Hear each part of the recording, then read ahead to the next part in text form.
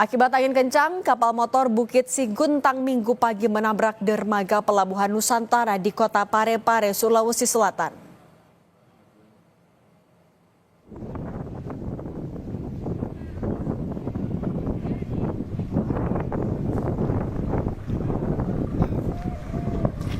Inilah detik-detik saat kapal motor Bukit Siguntang menabrak dermaga. Kencangnya angin membuat kapal yang hendak berangkat ini tiba-tiba mundur dan menabrak dermaga.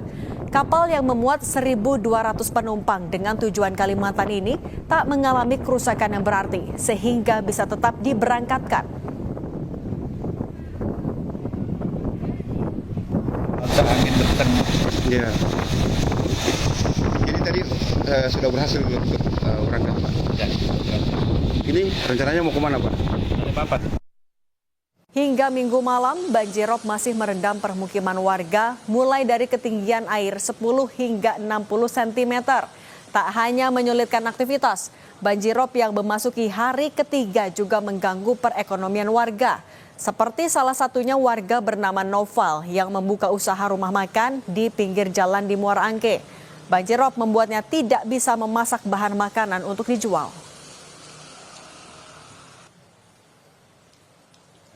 Kalau masak kan nggak bisa ya pasti karena banjir.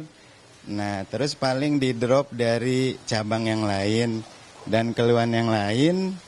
Ya kalau mau tidur bingung. Mau di mana biasanya ngakalinnya tidurnya di bangku dan sekalian juga ya yang pasti sih nggak lelap ya. Cuman takutnya suatu air naik. Ya paling itu keluhannya.